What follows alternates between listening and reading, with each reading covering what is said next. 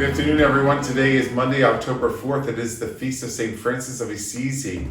Beautiful day, isn't it? Well, yesterday we anticipated this feast of today, and Deacon Don were out by the bus loop with all of you who brought in animals and birds and fish. It was very beautiful, a sight to behold of God's creation. And both Deacon Don, they blessed the animals gathered in the spirit of St. Francis of Assisi. So I love that tradition, don't you? Mm-hmm. Every year that we get together and, just bless animals. Because animals are people's companions. I can't talk enough about that. And the reason why I can't talk enough about that is because animals, when everything works in harmony, they help humans, because animals were made really for the benefit of humans. They help us. Look at service dogs. Look at the ones that help with healing. Look at the ones that help with companionship. Talk about being healed in body, mind, and soul. Isn't it nice that we have people really in our lives? And those who don't have people have an animal. It just makes them feel like they have somebody in their life, a companion, someone who really shows affection and love. Because everybody needs a little bit of love. Mm-hmm. Remember, don't I always say that at Mass? Mm-hmm. I'll say, give this person a little bit of love. Because you want to feel that people are behind you, especially, I think, when you're at Mass and you have to talk to the people. I always think it feels better when people are applauding you and saying, we're with you, don't worry, don't be nervous, we're okay. So that's why I say, give them some love, everybody. Let them feel your love, the love of Christ to them. Well, yesterday, we know that those animals are loved by you and they love you, and that's beautiful. And it's a nice gift that God has given you, isn't it? It's a nice gift that God has given us to have animals in this world, that we care for them and they care for us. It's both and, not either or. It's a Catholic way. It's a beautiful way. So happy St. Francis Day, everyone. That was celebrated yesterday here, but it's actually the feast is today. So happy St. Francis Day, October the 4th, today. And how about Saturday? We had the installation of new altar servers. I want to first of all thank Mom and Dad. I want to thank Mom and Dad because Mom and Dad have an obligation now to make sure that these kids really keep their assignments. They keep their assignments. Susan schedules them, but Mom and Dad has to make sure they keep the assignments. And say, hey, listen, you're on for Mass at 9 o'clock on Sunday. You have to get there. Make sure you're there early. Make sure you're, get vested, get ready. And anything that Father or Deacon has to say to you before Mass, you want to just keep up with that because there might be something going on. And we want to brief you, so to speak, in the briefing room. You ever hear that, when they say that in the news and, government officials, we're in the briefing room and we're going to brief you. So our briefing room is the sacristy where we tell you about the upcoming event. But it's so nice to have these servers. I'm telling you, it is more than nice. It's more than nice to have them because I don't know what we would do without altar servers. I say we need 3 per Mass, 3 at a wedding, if it's a wedding Mass, 2 at a wedding ceremony, 4 at a funeral Mass, and 4 each night for 40 hours. I mean, what would we do? Everybody has a job, and it makes the liturgy flow so beautifully. Susan would always comment to me, it's so nice when the liturgy is celebrated well because it helps people like myself, she would say, to pray. Like I'm not distracted. Susan, I hope you're not offended I'm talking about you. So, but you would say that to me, right? Mm-hmm. It's so nice when the liturgy is really planned well and everyone has had a chance to know what they're doing. Because when we start Mass, it just flows. It just flows. Everybody knows what they're doing. And it just helps to pray. Like you're not distracted. It's like, oh, what's that kid doing? Oh, the lector don't know what they're doing. Oh, deacon doesn't know what he's doing. Oh my gosh, they're not doing that, or they forgot something. Or, oh look at Peggy's coming in. What happened? Like there's none of that, like I say Keystone Cops, like everything just flows naturally. So that's because there's a lot of people in this village that help. You know, can't thank Peggy enough. I can't thank Deacon Don enough. I can't thank Susan enough. I can't thank the parish staff enough. I can't thank my administrative assistant, Sandy Osinski, enough. I can't thank the seminarians enough. I can't thank our faculty enough, our prep catechists. I can't thank a group of volunteers that help in the parish on a daily basis enough. Thank you. Thanks Mom and Dad for encouraging people to get involved in the life of the parish. You know, at the back to prep night, we have a back to school night and a back to prep night, just in case if you want to know. I always say to the parents, get involved. Get involved. Don't just like come here for school. Get involved. Because I don't want these kids to grow up and say, no, I never was involved in my parish. Nah, we never did anything. Isn't that sad? I find it sad. No, Mom and Dad should say, come on, you can play football, you can play baseball, you can play basketball, you can be an altar server. Come on. Because, and I always say this, because when those kids grow up, they're going to reflect what their mom and dad did or did not do. So the cycle continues either in a good way or in a bad way, depending on what their experience. See, it's not necessarily me as pastor, although I could take blame for something if I'm not promoting it enough. That's why you hear me talk about it ad nauseum, about everything. I always say to people, I know repetition is the mother of learning. I mean, and I saw people come to me, I didn't know we were having that. I'm like, where have you been? If I say one more time, I think people are going to stone me. I mean, it's just that I say it, and I still have people say, Father, did you announce that? I didn't know we were having that. I'm like, it's on the website. It's in the bulletin. I've been saying it at my fireside chats after communion. I've been saying it on the YouTube reflections. I mean, unless you want me to call you at your house and say, hey, we're having the blessing of animals. You know, we're having altar server installation mass. We're training altar servers. Come on, send us the kids over. Where Deacon Don is training. Let's go. We need a couple trainings to get in. We're having 40 hours soon. Come on, are you coming? It's all out there. It's all out there. You have to tune in. Like, I think they do a nice job with our website. I really do. I was looking at our website today and I thought to myself, look at that. Look how colorful it is. Susan, you have the thank you for the feast up here. We have the anointing the sick mass. We have our school is a blue ribbon school. We have the craft show and the Christmas bazaar listed up. We have our YouTube reflections. CYO has something on the homepage. I mean, it's all there. We have a Sunday bulletin. Then we have the fireside chat. Fireside chat is me talking after communion, just in case if you want to know. Fireside chat. It's just a fun name, that's all.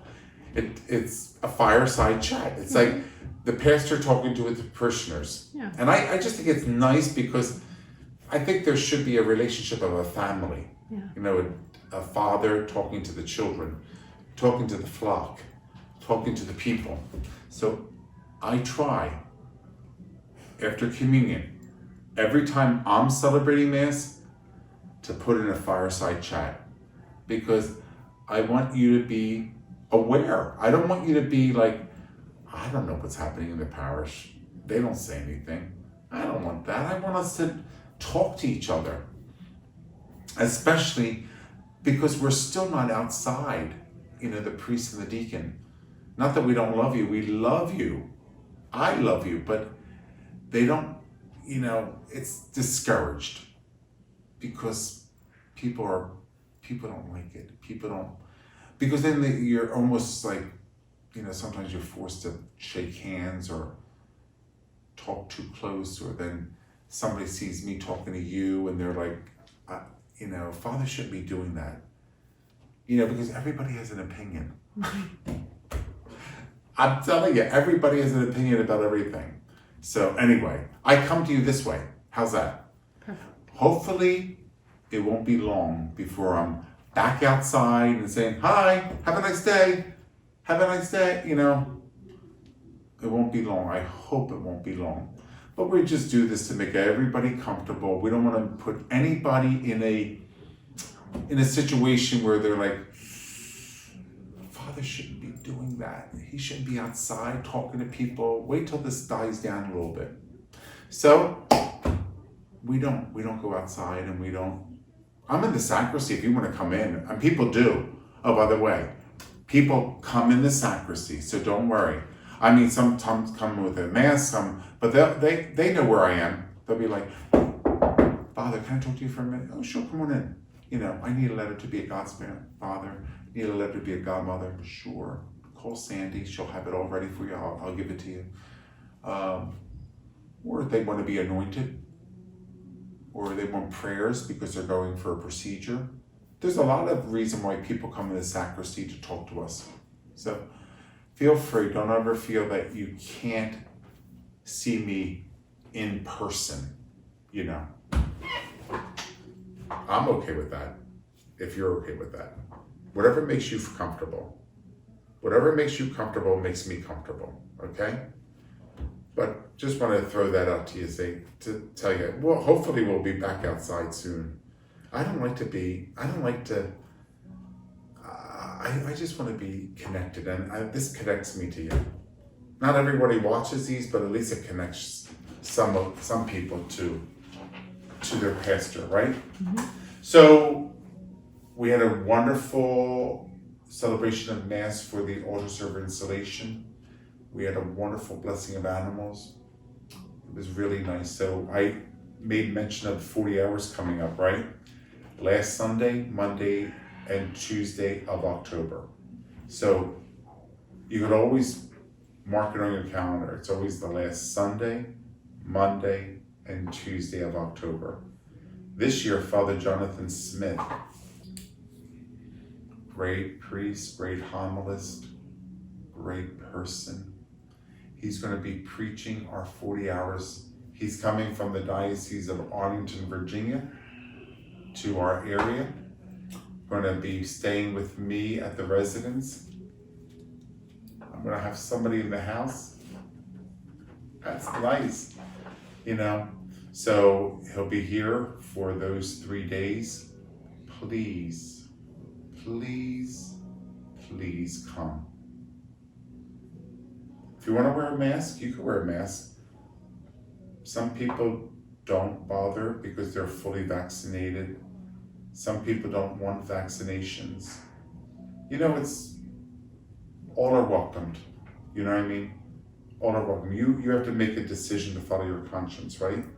So, if you want to be vaccinated fully, I support you.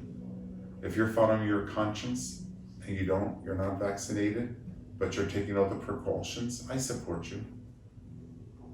Just want you to know that I'm a priest for everybody. And that's the most important thing. You have to follow your conscience. And you have to make a careful, prayerful decision for the benefit of everybody. Not only yourself, but everybody. But please come to 40 hours. It's Sunday, Monday, and Tuesday. The last Sunday, Monday, and Tuesday. It's the 24th, 25th, and 26th. I have it memorized. I keep all that in here so that I could just tell people without looking at it on my phone and saying, oh, wait a minute, I don't know. That was the 24th, 25th, and 26th. 7 o'clock. And then we have nocturnal adoration, which means that the chapel is closed, but the church is open, because that's where adoration is in the church now. We just move from the chapel to the church, and it's right in the church. So you could come by, use the side door, come in, pray. There's going to be somebody there 24/7, which is beautiful. Make sure you come during the day. Make sure you come and make a visit. Make sure you come for evening prayer at 7 o'clock. Hear Father Jonathan give his homily on those nights, and pray evening prayer with us. Evening prayer is beautiful. You know why? Jesus prayed those same words we're praying. Mm-hmm. Could you imagine that? Jesus in the synagogue, and he's praying the Psalms just like we are today. It's crazy. It's like, wow, Jesus prayed the book of Psalms. Jesus prayed this. I'm doing it. And this is the same scripture Jesus prayed. Why would you want to come to this? I don't know. You want to come. Mm-hmm. You want to come.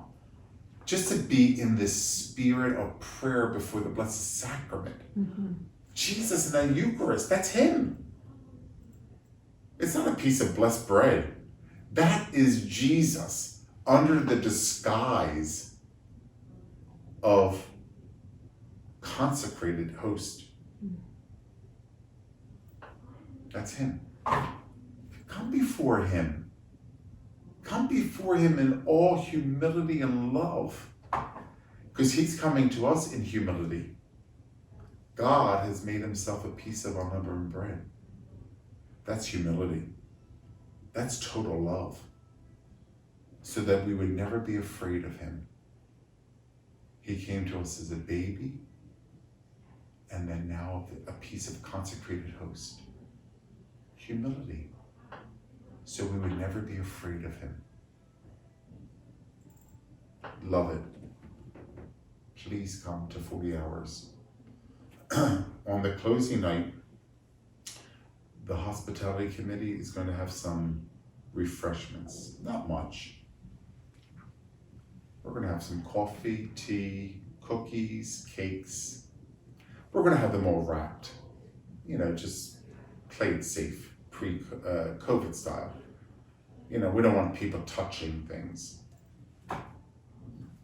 But I think that's responsible. I think that's responsible, and I'm glad that the hospitality committee is doing it that way. And then we'll just have cups with lids to go if you want to go. You don't have to stay for an hour. Just come over, because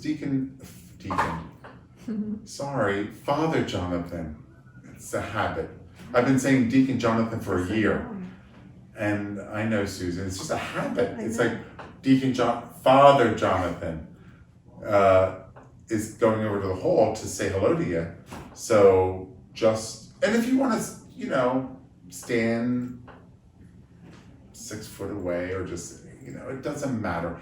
He and I are okay, whatever you want to do. Okay? We're okay with what you want to do. We just want to be safe and be a parish. We want to be a parish. We want to continue on doing our work. All right? So there'll be something Tuesday night after the closing. So thank you, Hospitality Committee. Thank you for all the bakers. Thank you, Joni Redmas. Thank you for all that you do. She's the lady that, she says to me, I tell them, I said, here's the bugger, or the whatever she said. She calls herself the pest. Oh, here's the pest. And I'm like, no. No, you're not the pest. People want to help. No. Some of them, they're amazing bakers. Yeah. They're like amazing bakers. So we have a nice spread out on Tuesday night. Come over, enjoy, bring the kids. They like all those little sweets. If you want them to have it. Whatever you think is best for them. But it's there. All right? Make sure that happens, and it'll be a very nice showing. Well, I'm so glad to be with you today and tell you about all these events. It was not a a reflection on a gospel, but I let Deacon Peter do that from Sunday. Do you notice how I'm asking other people to help me? Only because, another voice.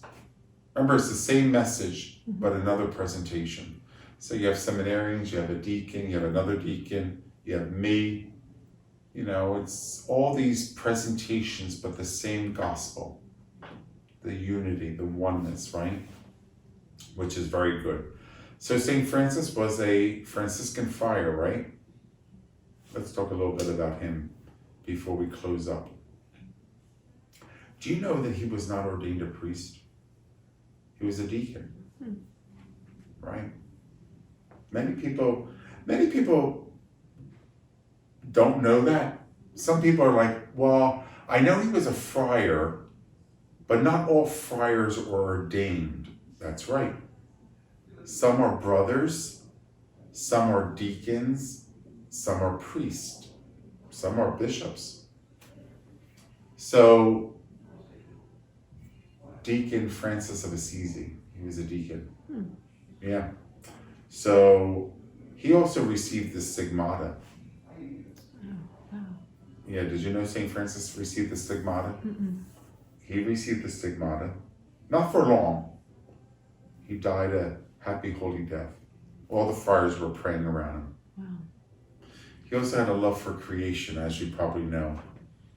Loved the animals, loved the birds, loved the sun and moon, how God had arranged everything, how the stars are all in alignment, how the atmosphere, the universe, everything in its order by God, how God made everything, all of his creation for the benefit of us. We're the perfection of God's creation. How Francis enjoyed that and praised God for that. So I'm going to tell you about that. That's a beautiful gift. And that's why we bless animals on this day or near this day. That's why we did it yesterday. And it's a commemoration of his goodness to the animals. He would talk to them. I'm sure you talk to your animals, don't you? He would say, come here, baby, come here, buddy. I mean, we talk to our animals. I mean, they don't talk back to us, but they know what we're saying. Do you know your dog speaks English? They probably speak all language. They say that they can tell by the inflection of your voice if it's a good thing or a bad thing. So it's very nice that we remember these animals, all animals, to serve. And be nice to animals, please. Let me just say a word about that. Be nice to animals. It's horrible. I want you to be nice to people, but be nice to animals too. Treat everybody with respect. Treat people with respect. But also God's creation with respect. Right? Don't you think that's a good thing that all of us should learn more and more? Exactly. Okay, everybody, you have a blessed day.